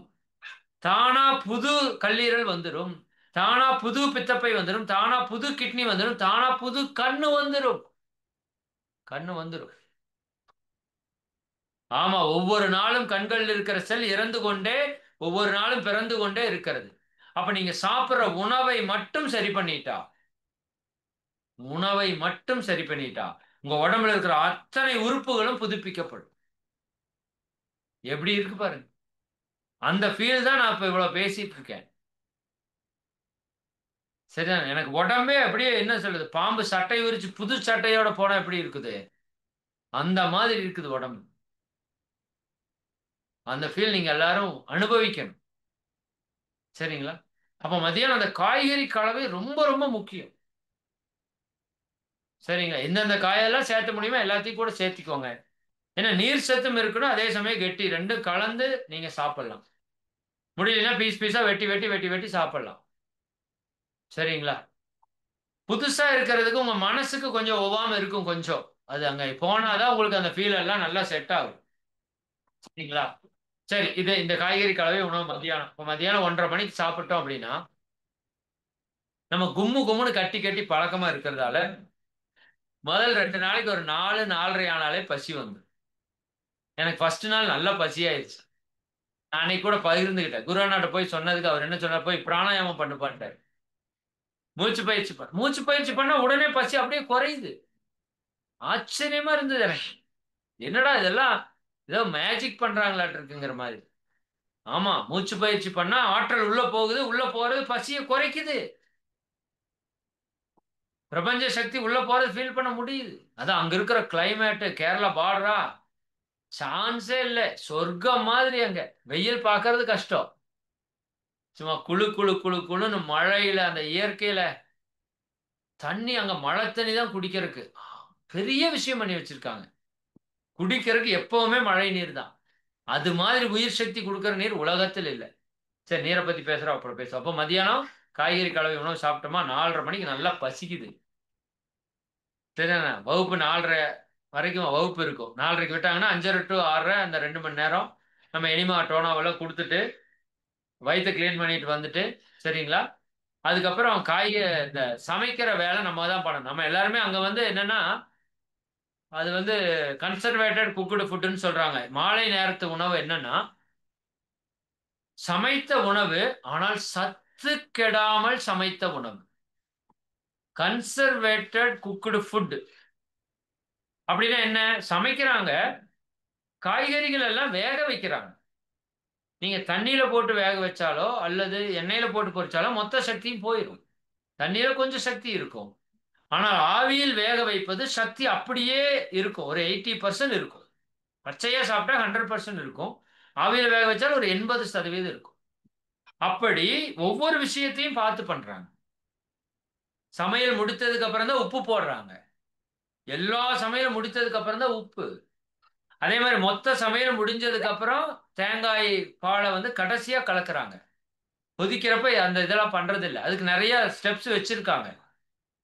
கன்சர்வேட்டட் குக்குடு, அதாவது சத்து கெடாத முறையில் சமைப்பது எப்படிங்கிறது அவங்க விளக்கமாவே சொல்லி கொடுக்குறாங்க. நம்மளையே களப்பயிற்சி கொடுக்குறாங்க. அங்க ஒரு பெரிய பிளஸ் என்னன்னா, களத்துல நான் இது வரைக்கும் என்னோட 40 ஆண்டு கால அனுபவத்தில் அங்க போய் தான் கரண்டி பிடிச்சிருக்கேன். கரண்டினா இங்க ஏதாவது ஒரு சின்ன சின்ன விஷயம், தோசை ஊத்துறது அப்படியெல்லாம் ஊத்துவோம்னு வச்சுக்கோங்களேன். அங்க போய் நானா வாலண்டியரா போய் எனக்கு ஒரு பெரிய வந்து சவால் வந்து இதா இருக்குது. இங்க எப்படி பண்றது, ரொம்ப எளிமையான மெத்தேடு. அங்க போய் கரண்டி பிடிச்சு சாம்பார் வச்சு எல்லாமே பண்ணி நான் வச்சு நான் சாப்பிட்டது பாரு, அது அப்படி இருந்தது. அந்த அன்னைக்கு ஒரு குருமா வச்சிருந்தோம், காய்கறி குருமா, அற்புதமானதா இருந்தது. சரிங்களா? அப்போ அது நம்மளையே களத்திலையும் பயிற்சி கொடுக்குறாங்க. ஜூஸ் போடுறது எப்படி நம்ம தான், காய்கறி வெட்டுறது நம்ம தான். அப்ப நமக்கு பிராக்டிக்கல் ஆயிருது. எனக்கு தெரியாதுன்னு சொல்ல முடியாது. அங்க இன்னொரு முக்கியமான கல்வி என்னன்னா தற்சார்பு கொள்கை. இப்ப நம்ம வீட்டுல எங்க பிரச்சனை வருதுன்னா நம்ம அடுத்தவங்களை சார்ந்து இருக்கிறப்ப தான் பிரச்சனை வருது நிறைய. பெண்களுக்கு அந்த பிரச்சனை குறைவு, ஆண்களுக்கு அந்த பிரச்சனை அதிகம். சரிங்களா? இப்ப இங்க வந்ததுக்கு அப்புறம் அல்கலைன் ஜூஸ் நானே தான் போட்டுக்கிறேன், காய்கறி நானே வெட்டி சாப்பிட்டுக்கிறேன், பழங்கள் நானே சாப்பிட்டுக்கிறேன். ஒரு வேளை உணவு மட்டும் அவங்க சமைக்கிறாங்க. இன்னும் தேவைப்படுதுன்னா நம்மளே கூட சமைச்சுக்கலாம். நமக்கு நாமே தான். இந்த இந்த வாழ்க்கை முறை பொறுத்த வரைக்கும் அடுத்தவங்களை எதிர்பார்த்தீங்கன்னா சோழி முடிஞ்சுது. ஏன்னா அடுத்தவங்களும் நம்மள மாதிரியே வாழ்க்கை முறையில வந்து இதே மாதிரி செய்வாங்கன்னு சொல்ல முடியாது. அப்ப என் வாழ்க்கைக்கு நானே பொறுப்புன்னு நான் எடுக்கணும், கையில் எடுக்கணும். என்னானாலும் பழத்தை சாப்பிட்றலாம், காய்கறி கூட வெட்டி சாப்பிட்றலாம். நாங்க சமைத்த உணவுல அவங்க சொல்ற அளவுக்கு இப்ப ஃபாலோ பண்ண முடியல. கன்சர்வேட்டட் குக்குடு ஃபுட்டா ஃபுல்லா ஃபாலோ பண்ண முடியல. பட் நாம ரெகுலரா வீட்டுல சமைக்கிற உணவு மாதிரியே அதுல எந்த அளவுக்கு ஃபாலோ பண்ண முடியும்? அதிகப்படியான காய்கறிகள். அந்த நைட்டு சமைக்கிற உணவுலையுமே 80% காய்கறிகள் தான். ஒரு 20% தான் நமக்கு சாப்பாடு, மற்ற விஷயங்கள் எல்லாம் சாம்பார் இது எல்லாமே ஒரு 20%. அதுக்குள்ளேயே நிறைய காய்கறிகள். இட்லி ஒண்ணு செஞ்சாங்க பாருங்க. மாவை அரைச்சு, வெண்டைக்காய் இருக்குல்ல, வெண்டைக்காய் நல்லா அரைச்சு ஊத்தி அதுல ஒரு இட்லி செஞ்சாங்க. சூப்பரா இருக்கு. நாங்க வீட்டுல செஞ்சு சாப்பிட்டோம். எனக்கு அந்த அன்னைக்கு அங்க சாப்பிட முடியல. பட் எங்க வீட்டுல வந்து செஞ்சா நல்லா இருந்தது. இப்போ வெண்டைக்காய் இட்லி. சரிங்களா? கஞ்சி வச்சு கொடுத்தாங்க, அப்படி அமிர்த மாதிரி இருந்தது. அது அந்த அன்னைக்கு ஃபாஸ்டிங் போட்டுட்டு அப்புறம் கஞ்சி கொடுத்தாங்க பாருங்க. கஞ்சியா இப்படி இருக்குதுங்கிற மாதிரி இருந்தது. ஆக்சுவலா டேஸ்ட் அப்படிங்கிறது என்ன தெரியுங்களா? உடம்புக்கு தேவை இருக்கிறப்ப கொடுத்தீங்கன்னா எல்லாமே டேஸ்டா இருக்கு. உடம்புக்கு தேவையில்லாத கொடுத்தா பிரியாணி கூட நல்லா இருக்காது. அப்ப அவங்க என்ன பண்றாங்கன்னா பசித்து புசிய கண்ணு முன்னாடி காட்டுறாங்க, ஃபீல் பண்ண வைக்கிறாங்க.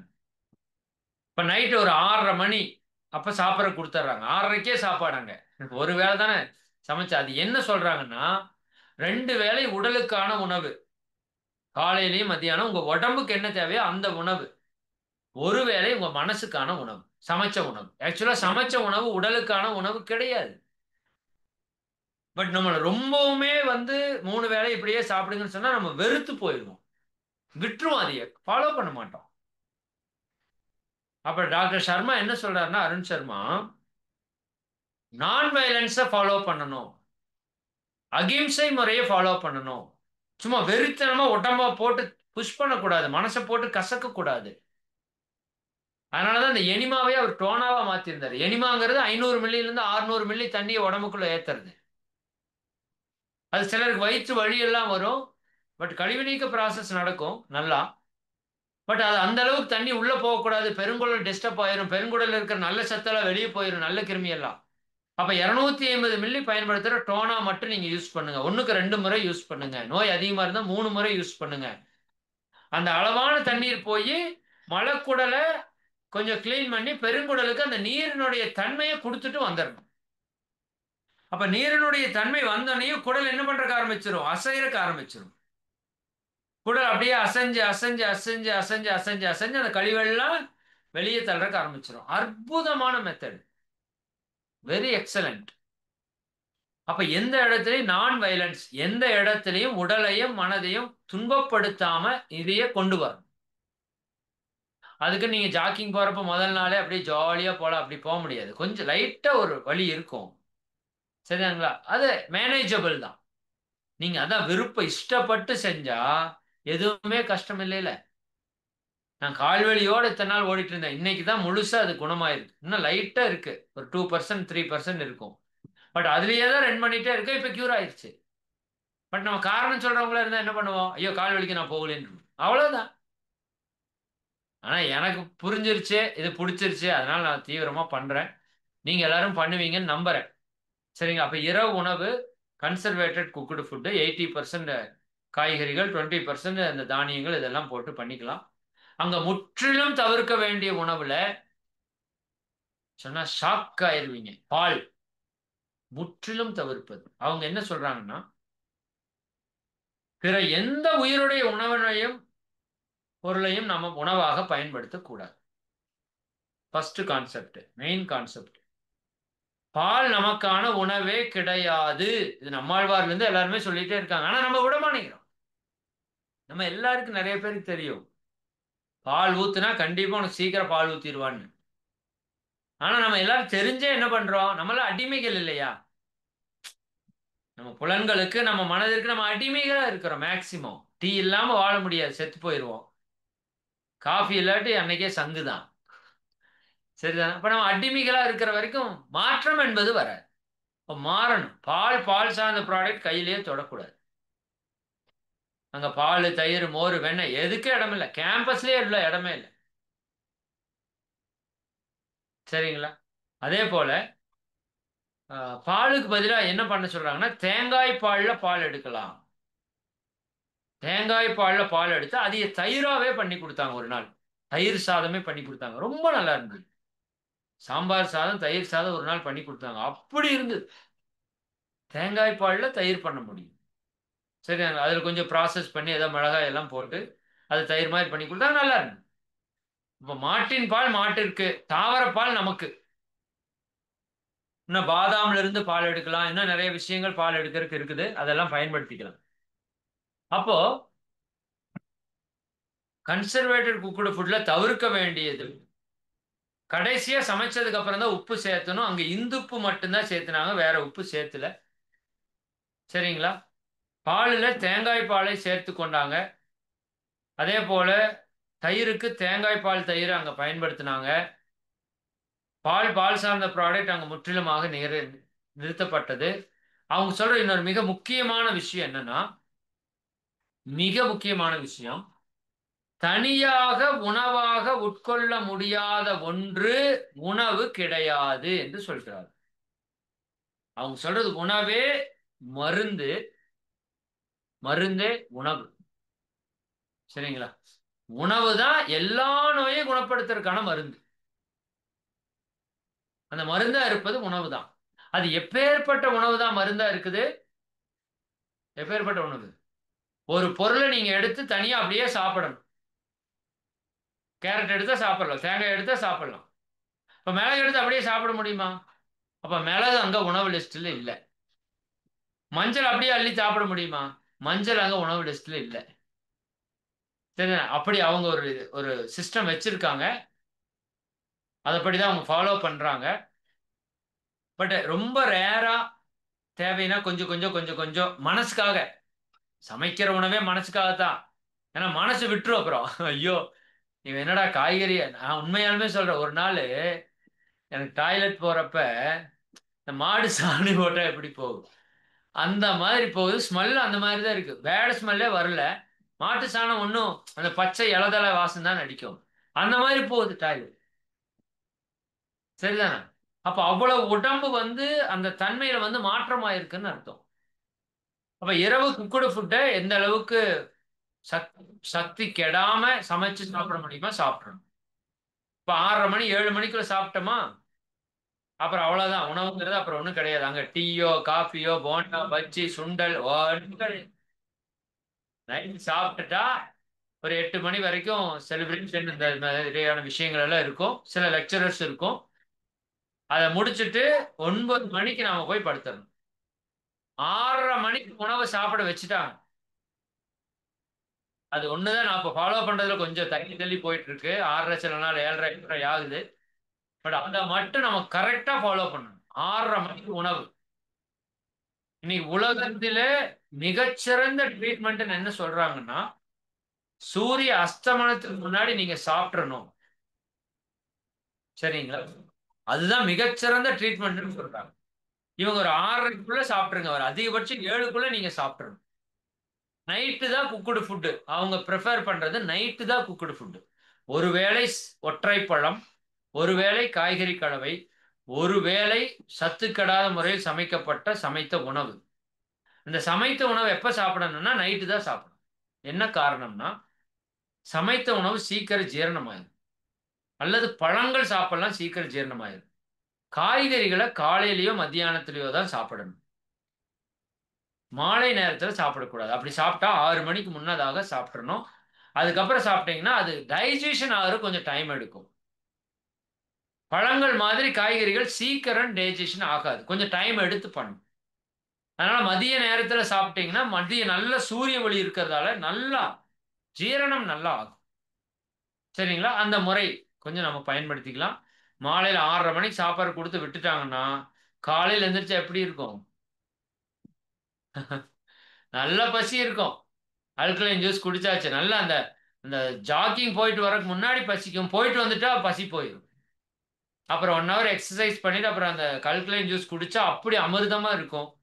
அப்புறம் பசி வந்துடும் 9 மணிக்கெல்லாம், அப்போ பழ உணவு. அப்புறம் ஒரு 12க்கெல்லாம் பசிக்கும், 1 1:30க்கு சாப்பாடு காய்கறி கலவை. அப்புறம் ஒரு 4 5 மணிக்கெல்லாம் பசிக்கும், 6 6:30க்கு உணவு. பசிச்சு பசிச்சு சாப்பிட வச்சாங்க பாருங்க. அதுதான் அவங்க அந்த அந்த கேம்பனோட மிகப்பெரிய சக்சஸுக்கு காரணம். பசித்து புசி என்பதை நம்ம வாயில தான் கேட்டிருக்கிறோம், சொல்லி இருக்கிறோம். அங்க வந்து ஃபீல் பண்ண வைக்கிறாங்க. சரிங்களா? இன்னும் உணவுக்குள்ள நிறைய விஷயங்கள் அவங்க சொல்லி கொடுக்குறாங்க. நான் மேலோட்டமா சில முக்கியமான விஷயங்களை மட்டும் நான் உங்களுக்கு சொல்லிட்டேன். சரி, இப்போ டைம் என்னாச்சு? ஓகே, டைம் மட்டும் ஆயிரும் நமக்கு டக்கு டக்குன்னு. சரி, நான் உங்களுக்கு ஃபைனலா என்ன சொல்றேன்னா, உங்க உடல் என்பது உணவினால் ஆனது. அதை புரிஞ்சுக்கோங்க. உடம்பெனப்படுவது உணவின் பிண்டம். நான் பல முறை சொல்லியிருக்கேன். அம்மா வயிற்றுக்குள்ள நம்ம ஒரு செல், ஒரு கருமுட்டை, ஒரு உயிரணுவா சேர்ந்தோம். அம்மா சாப்பிட்ட சாப்பாடு அந்த செல்லுக்குள்ள போச்சு. அந்த செல் 2 4 8 16 அப்படியே பல்கி பெருகியது. அம்மா வயிற்றுக்குள்ள கருவானோம். அம்மா சாப்பாடு கொடுத்தாங்க, தொப்புள் கொடி வழியா கரு உருவாச்சு.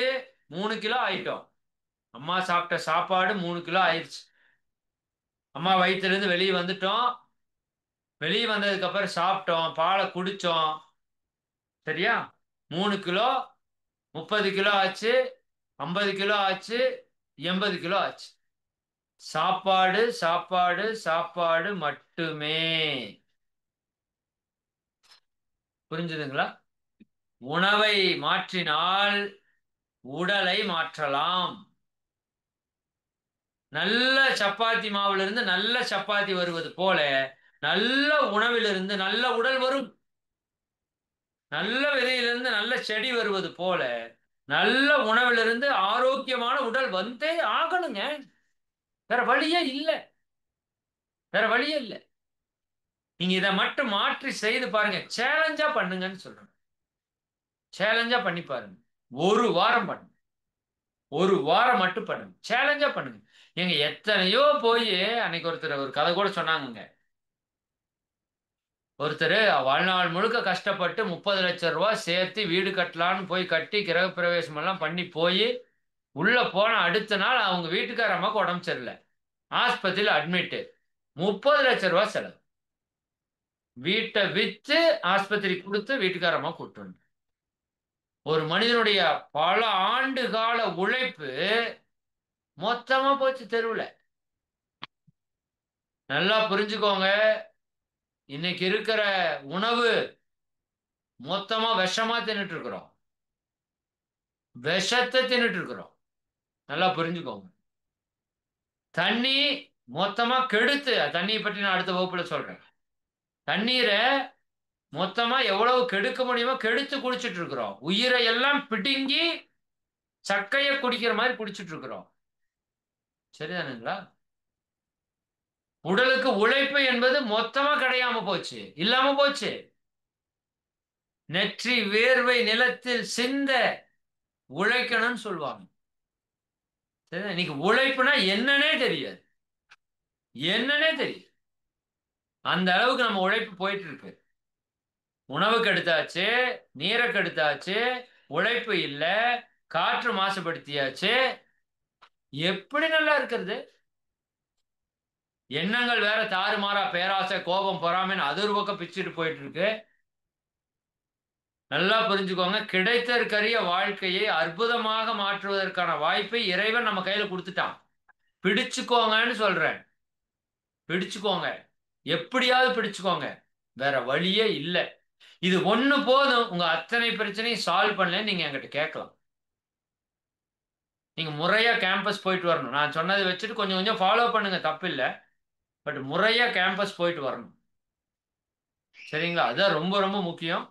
நம்ம இடத்துலயே அந்த கேம்ப் நடத்துறதுக்கு கேட்டிருக்கிறோம். குருண்ணா ஓகே வாங்கிட்டாங்க. நான் ஆனந்த நாட்டு போய் அவங்ககிட்ட போய் பேசிட்டு வந்து நம்ம ஆனந்த யோகா நிலையத்திலே 6 days கேம்ப் போடலான்னு பிளான் பண்ணிட்டு இருக்கிறோம். எல்லாரும் தயாரா இருங்க. ஏன்னா அங்க வந்து ஒரு 20 பேர் வரைக்கும் தான் அகாமடேட் பண்ண முடியும்.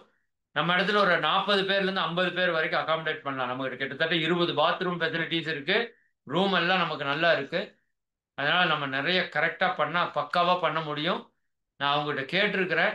நம்ம அன்பர்களை எப்படியாவது இந்த வாழ்வியல் முறை கொண்டு வந்துடணும்னு பாக்குறேன். எப்படி மகிழ்ச்சியோட உடற்பயிற்சி தியானம் காயல்பம் எல்லாம் பண்றீங்களோ அப்படி இந்த வாழ்க்கை முறை மட்டும் எப்படியாவது இன்செர்ட் பண்ணிடுங்க. கஷ்டப்பட்டாவது பரவாயில்ல. கஷ்டம் இல்ல, சொல்றேன் புரிதலுக்காக. நீங்க வாழ்நாள் முழுக்க எந்த நோய் இருந்தாலும் அதை குணப்படுத்தி ஆரோக்கியமா வாழ்றதுக்கான வாய்ப்பு உங்களுக்கு கை மேல வந்து நீங்க நம்ம ஏதோ ஒரு ஜென்மத்துல பண்ண பெரும் புண்ணியம். இதை நம்ம கேட்கிறோம். இல்லாட்டி இதை கேட்க கூட முடியாது. நீங்க ஃபாலோ பண்றது ரெண்டாவது விட்டுருங்க.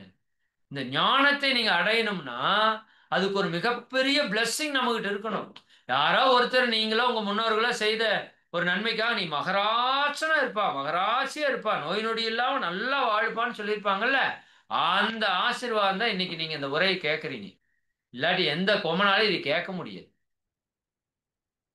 ஏன்னா நான் இதை கேட்கறதுக்கு 20 வருஷம் மகிழ்ச்சியோட பிராக்டிஸ் பண்ணியிருக்கேன். 20 வருஷம் நான் பண்ண கொஞ்ச நஞ்ச பயிற்சியோட பெனிஃபிட் தான், நான் பண்ண கொஞ்ச நஞ்ச நல்லதுனோட பெனிஃபிட் தான், இல்லை முன்னோர்கள் பண்ண நல்லதுனோட பெனிஃபிட் தான் இன்னைக்கு இந்த ஸ்பீச் எனக்கு கிடைச்சிருக்கு. நான் இதை நம்புறேன் சத்தியம். சரிங்களா? நீங்க எப்படி எடுக்கிறீங்கன்னு தெரியல, ஆனா உண்மை அதுதான். இந்த விஷயம் உங்ககிட்ட வந்து சேருதுன்னா உங்களுக்கு அதுக்கான ஒரு மிகப்பெரிய புண்ணியம் மிகப்பெரிய பிளஸ்ஸிங்ஸ் இருந்தா மட்டும்தான் சேரும். அதனால பிளஸ்ஸிங்ஸ் உங்கள்கிட்ட இருக்கு, பிடிச்சுக்கோங்க. நோய் நொடியில வாடுறதுக்கு நாம வரல. சரிங்களா? நோய்வாய்ப்பட்டு சாகிறதுக்கு நாம வரல. தேடி சோறு நிதம் தின்று பல சின்னஞ்சிறு கதைகள் பேசி மனம் வாடி துன்பம் மிக உழன்று பிறர் வாட பல செயல்கள் செய்து நரை கூடி கிளப்பருவமெய்தி கொடும் கூற்றுக்கு இறையென பின் மாயும் பல வேடிக்கை மனிதரை போல் நாம் வீழ்வதற்கு வரவில்லை. அதை மட்டும் புரிஞ்சுக்கோங்க. ஆத்ம சாதனை செய்வதற்கு வந்திருக்கிறோம். அதற்கான கருவி எது? உள்ளம் பெருங்கோயில் ஊனுடம்பே ஆலயம். ஊனுடம்பே ஆலயம். உடம்பாரளியின் உயிராரளிவர் திடம்பட மெஞ்ஞானம் சேரவும் மாட்டார். உடம்பை வளர்க்கும் உபாயம் அறிந்தே உடம்பை வளர்த்தேன் உயிர் வளர்த்தேன். உடம்பை ஏன் நல்லா வச்சுக்கணும்? சிந்திங்க. வாழ்வின் நோக்கத்தை அடையணும்னா உடம்பு நல்லா இருக்கணும், ஆரோக்கியமா இருக்கணும். மனசு நல்லா இருக்கணும்னா உடம்பு சாத்வீக குணம் இருக்கணும். தமோ குணத்தையும் ரஜோ குணத்தையும் தின்னுட்டே இருந்தோம்னா எப்படி சாத்வீக குணம் வரும் நம்ம கிட்ட? முரட்டுத்தனமா அந்த வெறி வந்துருச்சு எனக்கு, வைராகி. கெட்டதுல இல்ல, நல்லதுல. என்ன ஆனாலும் ஃபாலோ பண்றேன். எனக்கே ஆச்சரியமா இருக்கு என்னை பத்தி. நான் தான் இப்படி எல்லாம் இருக்கேன். அந்த அளவுக்கு இது மாற்றத்தை ஏற்படுத்தி இருக்குது. நீங்களும் அதையே ஃபாலோ பண்ணி நோய் இல்லாம முதல்ல வந்துருங்க. இதுல வந்துட்டோம்னா தான் நம்ம அடுத்த லெவல்ல தேகம் சுத்தமானாதான் மன சுத்தத்துக்குள்ள போக முடியும். இல்லாட்டி மன சுத்தமெல்லாம் ஆக முடியாது. மன சுத்தமானாதான் ஆன்ம தூய்மை ஆகும். உடல் தூய்மை, மன தூய்மை, வினை தூய்மை, ஆன்ம தூய்மை, அதான் வழி. அப்ப அதற்கான அடிப்படை இங்க ரொம்ப ஸ்ட்ராங்கா இருக்கு. பயன்படுத்திக்கோங்கன்னு சொல்றேன். சரிங்களா? இன்னும் நிறைய கான்செப்ட்ஸ் இருக்கு, நம்ம அதை பத்தி பேசுவோம். நீரை எப்படி பயன்படுத்துறதுங்கிறது அடுத்த வகுப்புல நம்ம அதை பத்தி பேசுவோம். அதில் நிறைய டெக்னிக்ஸ் எல்லாம் சொல்றாங்க. சரி, மிக்க மகிழ்ச்சி. அனைவருக்கும் நன்றி. பரவாயில்ல, இந்த அன்னைக்கு இவ்வளவு பேர் உட்காந்து இது முழுசா கேட்டிருக்கீங்க. இன்னும் 1க்கு 2 முறை கேளுங்க. அந்த வகுப்புக்கு முழுசா அட்டன் பண்ணி அதை முழுசா ஃபாலோ பண்ணுங்க. இப்போ நீங்க ஃபாலோ பண்றதா இருந்தா காலையில எந்திரிச்சோன்னையும் ஃபர்ஸ்ட் வேலை நான் வந்து எப்படி பண்றேன்னா, காலையில நான் ஒரு 4:30 அந்த டைம் எந்திரிக்கிறேன். எந்திரிச்சிட்டு டாய்லெட் வந்தா போயிட்டு குளிச்சுட்டு மெடிடேஷன் பண்றேன். நம்மளோட மெடிடேஷன் 5 to 6 நம்ம பண்றோம். தீப பயிற்சி பண்றோம். 6 மணிக்கு முடிச்சுட்டு 6 மணிக்கு ஜாக்கிங் போறேன். கொஞ்சம் வேணுங்கிற அளவுக்கு தண்ணி மட்டும் சிப்பா ஒவ்வொரு சிப்பா கொப்பளிச்சு கொப்பளிச்சு குடிச்சிட்டு ஜாகிங் ½ hour போறேன். போயிட்டு வந்துட்டு ஒரு 10 நிமிஷம் ரெஸ்ட் எடுக்கிறேன். ரெஸ்ட் எடுத்து நேரா போய் குளியல். சரிங்களா? குளிச்சுட்டு வந்ததுக்கு அப்புறம் அல்கலைன் ஜூஸ் ஒன்று போடுறோம். சரிங்களா? அது ரொம்ப சிம்பிள் தான், ஒன்றும் இல்லை. வெண்பூசணி வெட்டி தோலை மட்டும் சீவிட்டு 4ஆ வெட்டி போட்டு கட் பண்ணி அப்படியே ஜூஸை பிடிச்சி குடிச்சுக்க வேண்டியதுதான். தண்ணி கொஞ்சம் நிறைய சேர்த்திங்க. வெண்பூசணினா 1:1, தர்பூசணி தோல்னா 1:1, வாழைத்தண்டு சாறு எடுக்கிறீங்கன்னா 1:1, அருகம்புல்ல இருந்தா 1:9. ஒரு டம்ளர் அருகம்புல் சாறு இருந்ததுன்னா 9 டம்ளர் தண்ணி இருக்கணும். மணத்தக்காளி கீரை 1:9. அப்படி இருக்கு. கொஞ்சம் அதிக கான்சென்ட்ரேட்டடா இருக்கிறத நிறைய தண்ணி ஊற்றி மைல்டா பண்ணி அந்த அல்கலைன் ஜூஸ் எடுத்துக்கிறோம். ஜூஸை குடிச்சிட்டு, தெரியாதுங்களா, குளிச்சுட்டு வந்து ஜூஸை குடிச்சிட்டு ஏதாவது சின்ன சின்ன வேலைகள், வீட்டு வேலைகள், காய்கறிகள் கட் பண்றது இதெல்லாம் இருந்தால் கொஞ்ச நேரம் பண்ணி கொடுத்துட்டு அப்புறம் எக்ஸசைஸ் ப்ராப்பரா பண்ணிக்கிறோம். பக்காவா மகரிஷோட எக்ஸசைஸ் தான். இப்போ செம்மையா இருக்கு பாடியே. சரி, அப்புறம் எப்போ போல வேலைக்கு கிளம்பிடுறோம். மத்தியானம் காலையில உணவு பழங்கள் ஒன்று சாப்பிட்றோம். மத்தியானம் நாங்கள் எப்படி பண்ணிட்டோம்னா மத்தியானம் சமைச்ச உணவு வச்சுட்டோம். சரிங்களா? ஆனால் அது அப்படி வைக்கிறது 100% சரியா வரல.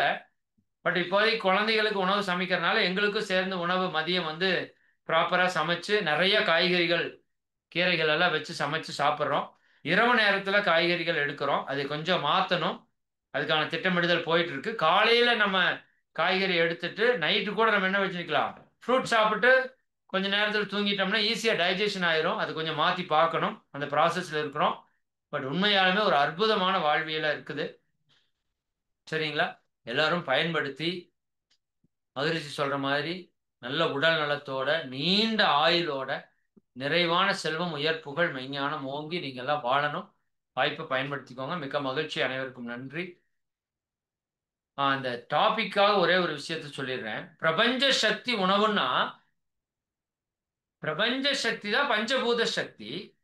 பஞ்சபூத சக்தி தான் மண்ணு, நீரு, நெருப்பு, காற்று, விண்ணு. இது எல்லாம் சேர்ந்து தாவரத்துல உணவா கன்வெர்ட் ஆகும். தாவர உணவு பிரபஞ்சத்தின் உணவு. பஞ்சபூதத்தினுடைய சக்தியை நம்ம நேரா மண்ணை வலிச்சு திங்க முடியாது. தெரியுதானுங்களா? நெருப்பு அப்படியே போய் நம்ம என்ன பண்ணிக்க முடியாது, எடுத்து உடம்புக்குள்ள விட்டுக்க முடியாது. உள்ள வர்றதை எடுத்துக்கலாம். அப்ப இந்த பஞ்சபூத சக்திகளை அப்படியே உணவா மாற்றி கொடுக்குது இயற்கை நமக்கு. அப்படியே சாப்பிட்டு பஞ்சபூதமா மாத்திக்கிற அளவுக்கு நமக்கு ஆற்றல் இருக்கு. அப்ப இயற்கை சமைத்த, இறைவன் சமைத்த உணவு காய்கறிகள், பழங்கள், கீரைகளும் அங்க எடுத்துக்கிறாங்க. இரவு நேரத்துல தான் சமைத்த உணவு. கொஞ்சமா மைல்டா கீரை, அதுல நிறைய வெரைட்டி எல்லாம் சொல்லி கொடுக்குறாங்க. அதுக்கெல்லாம் ரெசிபி பக்காவா போட்டு நெட்லயே வச்சிருக்காங்க. நீங்க எல்லாருமே பார்த்தே செய்யலாம். மனம் இருந்தால் மார்க்கம் உண்டு. சரிங்களா? பயன்படுத்திக்கோங்க. மிக்க மகிழ்ச்சி. அனைவருக்கும் நன்றி. அனைவரும் அருட்பேராற்றல் கருணையினால் உடல் நலம், நீலாயுள், நிறை செல்வம், உயர் புகழ், மெஞ்ஞானம் ஓங்கி இறை உணர்வு, அறநெறி, கல்வி, தனம், தானியம், இளமை, வலிவு, துணிவு, நன்மக்கட்பேறு, அறிவில் உயர்ந்தோர் நட்பு, அன்புடைமை, அகத்தவம், அழகு, புகழ், மனித மதிப்புணர்ந்து ஒழுகும் பண்பு, பொறுமை எனும் பேறு 16 பெற்று பெருவாழ்வு வாழ்க. வாழ்க வளமுடன். வாழ்க வளமுடன். மிக்க மகிழ்ச்சி. அனைவருக்கும் நன்றி. சரி, இந்த வகுப்புல நான் சொன்னதுல உங்களுக்கு நிறைய ஐயப்பாடுகள் வந்திருக்கும். பட் ஐயப்பாடுகள் இன்னைக்கு பதில் சொல்ல மாட்டேன். நீங்க நேரடியா அங்க போயிட்டு வந்து அப்புறம் தான் அதுக்கு நீங்க வேணாம். நீங்க இப்போ கேட்குற கேள்விக்கு 1000 பதில் சொல்லணும். அது வகுப்பு 1 தான் முழு தீர்வு. எந்த காயை போடலாம், எவ்வளவு போடலாம், என்ன பழம் சாப்பிடலாம், எதெல்லாம் சாப்பிடக்கூடாது, அதே மாதிரி சாயங்காலம் குக்குடு புட்டில் எப்படியெல்லாம் சேர்க்கணும், என்னென்னவெல்லாம் சேர்க்கக்கூடாதுன்னு நான் ஒரு அளவுக்கு சொல்லியிருக்கிறேன். அங்கே போயிட்டு வந்தால் தான் முழுமையாக உங்களுக்கு அந்த ஞானம் வரும். சரிங்களா? வாய்ப்பை பயன்படுத்திக்கோங்க. சரி, நிறைவு பண்ணிக்கலாமா? ஐயா சாட்ல திருப்பி அட்ரஸ் கேட்டிருக்காங்க ஐயா. எல்லா குரூப்லயும் இன்னைக்கு ஷேர் பண்றேன்னு சொல்லிருங்க. இந்த மாசத்துக்கான அங்க கேம்ப் டேட் வந்து முடிஞ்சிருச்சு. நாங்க இன்னொரு 1 or 2 டேஸ்ல நான் அண்ணாட்ட கேட்டுட்டு நம்ம சென்டர்ல கேம்புக்கு அரேஞ்ச் பண்ணிட்டு அந்த டேட் எல்லாம் உங்களுக்கு அனௌன்ஸ் பண்றோம். கொஞ்சம் வெயிட் பண்ணுங்க. ஓகே? அங்க நடக்கணும்னா அடுத்த மாசம் தான் நடக்கும். நான் என்னன்னு பேசிட்டு உங்களுக்கு சொல்றேன். நம்மளோட இறை சாதனை மார்க்கத்தினோட வாட்ஸ்அப் குரூப் எல்லாத்துலயுமே வரும். அதுல யாராவது இல்லாம இருந்தீங்கன்னா நீங்க, அம்மா சிவஸ்ரீ அம்மா, உங்க நம்பர் சொல்லுங்க.